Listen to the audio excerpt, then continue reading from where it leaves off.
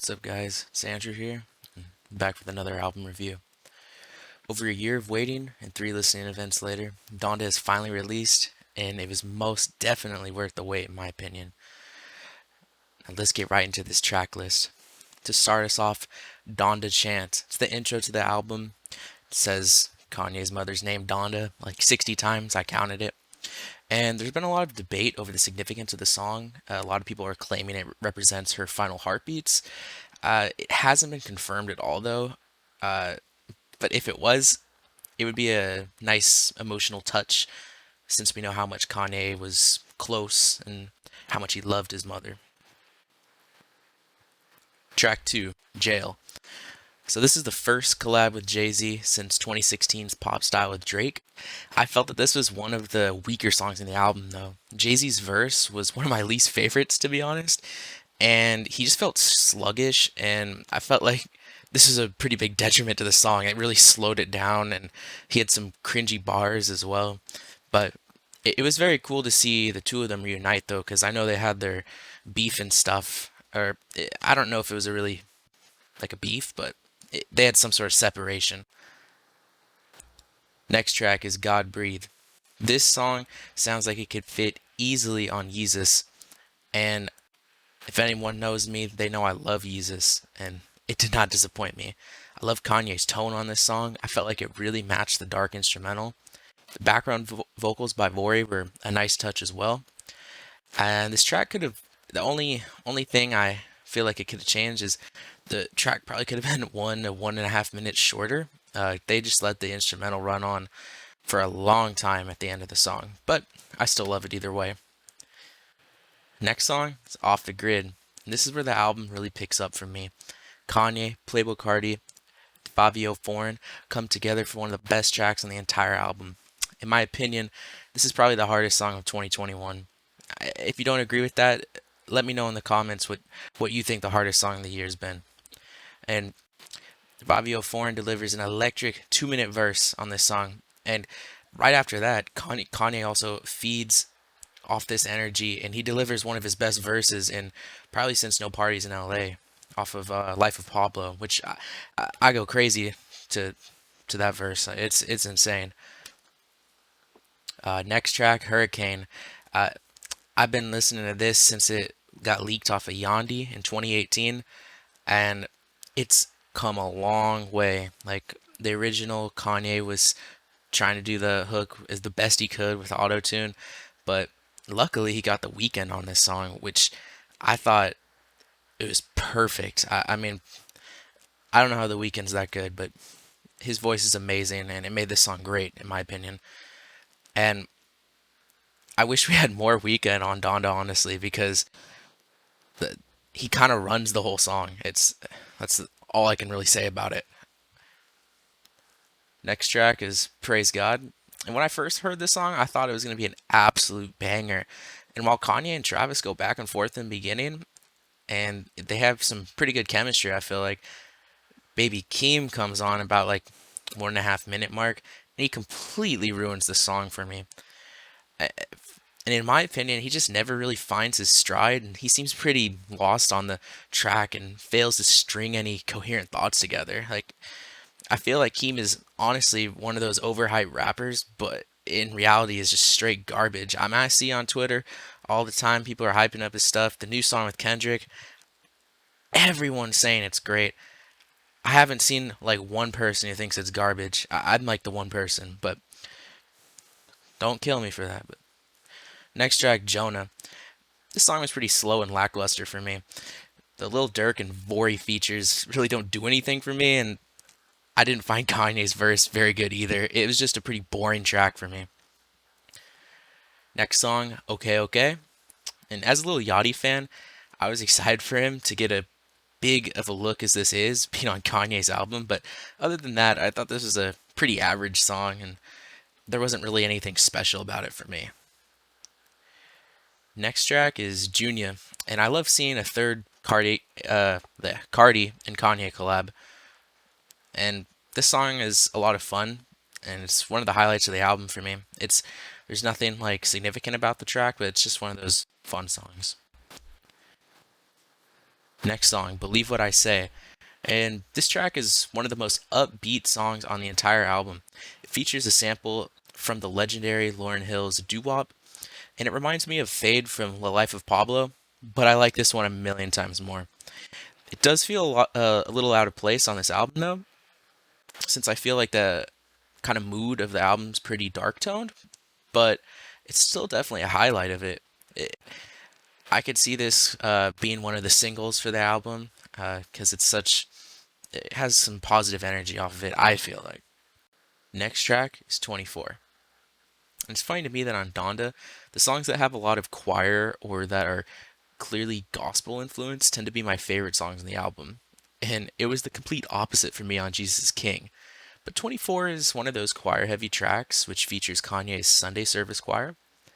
It's another beautiful song that I felt conveys an inspirational message of us being okay and finding comfort in that through God. And I know a lot of people on Twitter, especially, it seemed like they didn't like Kanye talking about God over and over on this album, but I took it as him being like emotionally vulnerable with us because he's clearly very passionate about his faith, about his relationship with God. And if he's so passionate about it, of course he's going to share it. So I feel like it kind of puts us on like a even level with him because he's being honest with us, not hiding stuff. But that's just my thoughts. Next song is Remote Control. I feel weird about this song. Whenever I hear it, like I know in my head it's not very good song, but at the same time it's pretty catchy and I find myself singing along with it. But objectively, it's pretty average, and if I had to rank every song on the album, it would probably be near the middle for me. Next song is Moon. Now, this was one of the tracks that people were most excited for after hearing it during the listening parties. But for me, Moon is one of those songs that doesn't have a lot of substance to it, but it's still great in my opinion. Both Don Toliver and Kid Cudi sing beautiful melodies on the track, and even Kanye has some background vocals at one point. But other than that, it's there's not really much to say about it because they're not. It's not a song that really has a purpose. It just sounds good, which is great for me. I love the song. Next track is Heaven and Hell, and this is a powerful song that sounds like it's a mix of Yeezus and Kids See Ghosts. Kanye's classic 2018 ad libs, he's making those crazy noises on Feel the Love. They're back on this song. And this song goes absolutely insane once the bass comes in, and it makes for one of the hardest songs on the album, to be honest. Uh, Mixing that bass with the choir, it just sounds amazing. You have to hear it for yourself, honestly. Next track is Donda. So I thought the song was a beautiful track. It was clearly dedicated to Kanye's mother, and you get to hear an emotional speech from her. They put it at the beginning of the song, and she's talking about her son, Kanye. Uh, it's clearly he put that there to really like dedicate a song to her, and I feel like that's great. Uh, it wasn't like a song that I'd go back to, but it's still like nice that he put that on there. Next song is Keep My Spirit Alive.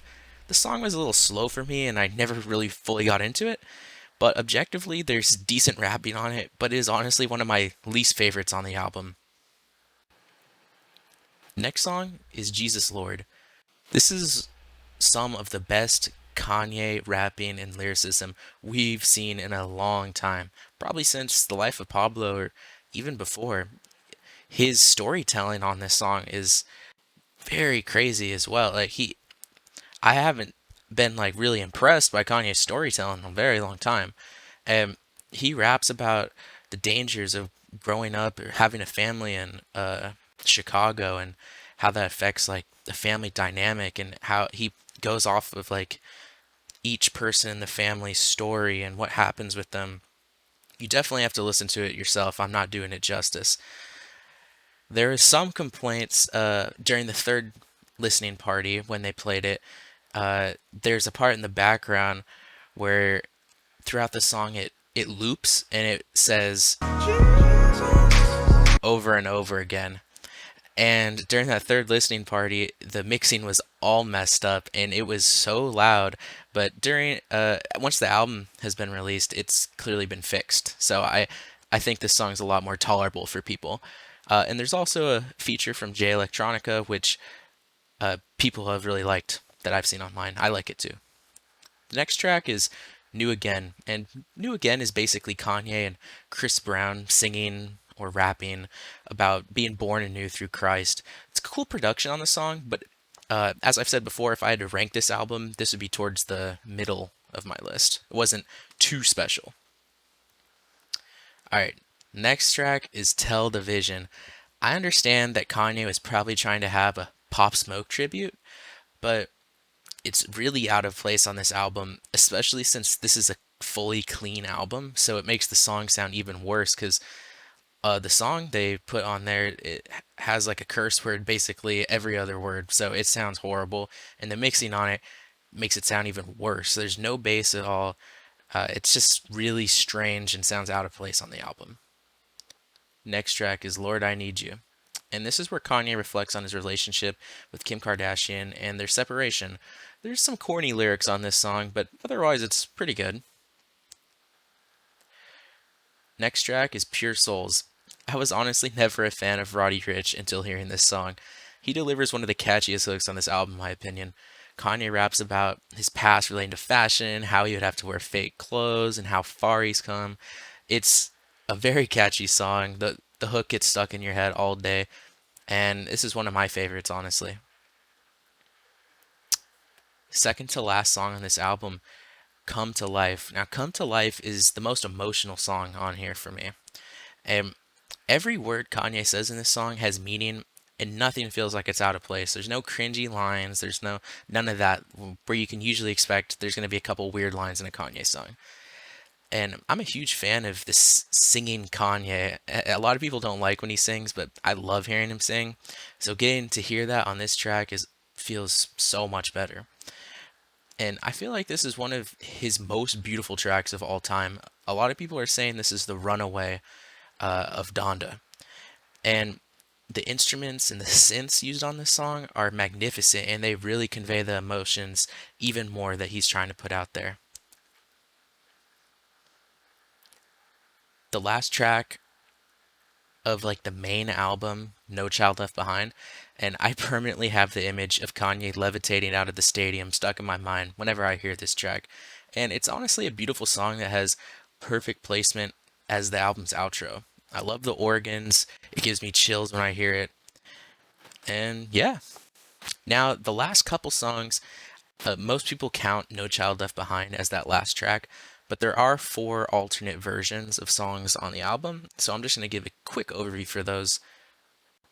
Jail Part 2, I actually like it way more than Jail 1, and I prefer DaBaby's verse way over Jay-Z's. Even Marilyn Manson's voice when he says, "We're going to jail tonight," it sounds way better than the original, in my opinion. Okay Okay Part 2, I didn't care for the Ruga feature at the end of the song. Honestly, he kind of sounds like a knockoff Rod Wave on it. And the Shensia, however you say her name, feature, I think was actually really good. And she flows well with the song. Junya Part 2, it's just a better version of the original Junya with Ty Dolla Sign. He delivers a cool verse. It sounds basically exactly the same though. And Jesus Lord Part 2. They added the rap group The Lokes to the track, and it's still a good song, but it gets a little long at 11 minutes. Overall, I'd give this a 9 out of 10. Even with 27 songs, this album does not feel bloated in the slightest. I found myself liking it more and more with each and every listen, and appreciating different parts of it as well. This is one of my favorite Kanye albums, and it's my favorite since his Yeezus release in 2013. And it makes me super excited for Kanye's future releases because he honestly sounds like he's very passionate about his music again, and it clearly shows on Donda. And that's going to be all today. Thanks for checking out the video. Make sure to like and comment. If you have any ideas for future videos, things I should review, comment that in the description. And see you later.